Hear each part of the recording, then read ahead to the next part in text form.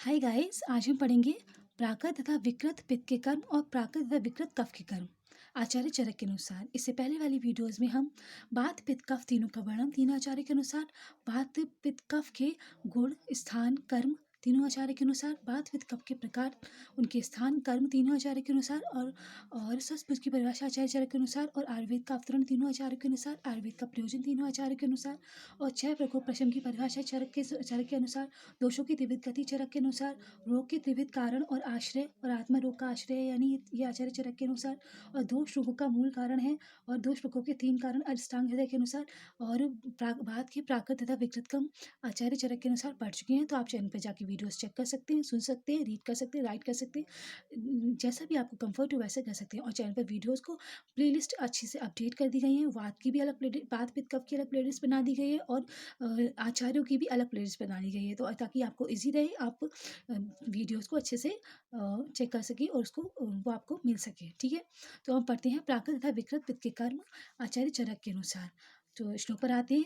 मरीचि उवाच अग्निरेव शरीरे पित्तांत अंतर्गा कुपिता कुपिता सुफा शुभा शुभानि करोति तथा पक्तिम अपक्ति दर्शन अदर्शनम मात्रा मात्रत्वाच ऊष्मणा प्रकृति विकृति विकृति वर्णो शौर्य भय क्रोध हर्ष मोह प्रसाद प्रसाद मित्य एवं महा आदिनी च अपराणी द्वंद्व आनीति।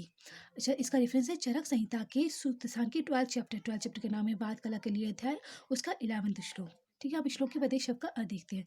मरीचि उवाच, मरीचि ने कहा, मरीचि ने कहा ये चरक संहिता में एक संभाषा परिषद हुई है 12 चैप्टर में, बात कला के लिए अध्याय में वहाँ मेंशन है 12 चैप्टर में। तो वहाँ पे मरीचि ने कहा अग्निदेव शरीरे पित्ता अंतर्गता पित्त अंतर्गता, जो शरीर में पित्त के अंतर्गत रहने वाली अग्नि ही कुपिता कुपिता कुपित तथा अकुपित होकर शरीर में शुभ और अशुभ कार्य को करने वाली होती है। शुभानी अशुभानी करोति, शुभ अशुभानी करोति। शरीर में ही पित्त के अंतर्गत अग्नि रहकर कुपित और अकुपित शुभ और अशुभ कर्म को करने वाली होती है। तथा पक्ति मकुप्ति, पक्ति मतलब डाइजेशन होना, अपक्ति मतलब डाइजेशन ना होना। जब पित्त प्राकृत अवस्था में होता है तो डाइजेशन होता है, जब विकृत अवस्था में होता है तो डाइजेशन नहीं होता है। दर्शन अदर्शनम, दिखाई देना या ना दिखाई देना। जब पित्त प्राकृत अवस्था में होता है तो हम अच्छे से देख पाते हैं, और जब विकृत अवस्था में हो जाता है तो हम अच्छे से देख नहीं पाते। मात्रा तो ऊष्मणा, ऊष्मा की मात्रा बॉडी में, यानी कि ताप का मात्रा बॉडी में कितनी है, उसकी मात्रा मात्रत्व कितना है वो भी पित्त के अनुसार होता है। अगर ज़्यादा है तो पित्त बढ़ा हुआ है, अगर जितना नॉर्मल होना चाहिए उससे कम है तो पित्त की कमी है। पित्त विकृत है और नॉर्मल है तो पित्त प्राकृत है। और प्रकृति अविकृति वर्णों, वर्ण की जो स्किन का कलर है उसकी प्रकृति होना, प्रकृति मतलब नेचुरल कंडीशन में होना, तो पित्त भी नेचुरल कंडीशन में, विकृति अगर उसमें विकार है तो पित्त नेचुरल कंडीशन में नहीं है, पित्त विकृत है। शौर्य, शौर्य मतलब पराक्रम, मतलब किसी भी क्या कहते हैं वीरता, शौर्य, तो वो है पित्त का प्राकृत कर्म। और भय, डरना, अगर इंसान डरता है तो वो पित्त उसके में ज़्यादा विकृत हो गया है। और क्रोध, क्रोध मतलब गुस्सा करना, और हर्ष मतलब खुश होना।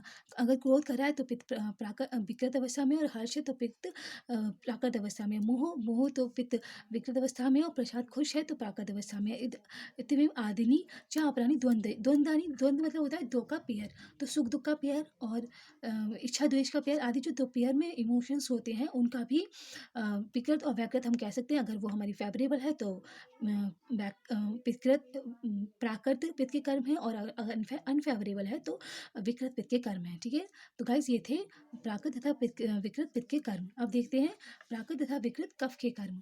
तो श्लोक देखते हैं। तच्छ्रुत्वा मरीचि वचा काप्य उवाच सोम एव शरीरे श्लेष्मा अंतर्गता कुपिता अकुपिता शुभ अशुभानि करोति तथा दानेन शैथिल्यम उपचयम काशर्य उत्सव आलस्यम भ्रष्टा क्लीवताम ज्ञानम अज्ञानम बुद्धि मोह मेव आदिनी च प्राणी दानिति।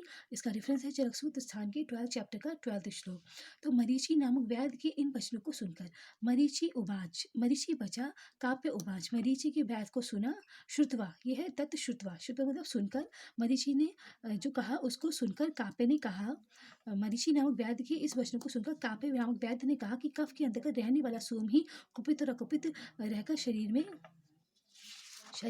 शुभ कर्म और अशुभ कर्म कार्यों का कार्यों को संपादित करता है। तो जो कफ के अंतर्गत रहने वाला सोम ही कुपित और अकुपित रहकर, जो सोम है वो जब कुपित होता है और अकुपित होता है तो शुभ और अशुभ कार्य को करता है।